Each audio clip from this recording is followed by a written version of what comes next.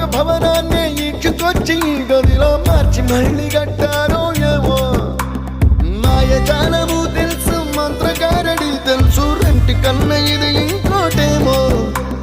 నీలాకాశం నేలాకొస్తే ఇట్టాగే ఉంటాదో ఏమో ఈ సంతోషం దాచాలంటే హృదయాలు ఓ వంద కావాలేమో ఇంతందంగా ఉంటుందా ఈ లోకం ఇన్నాళ్ళు ఈ మనసుకి తెలియాలేదే పాపం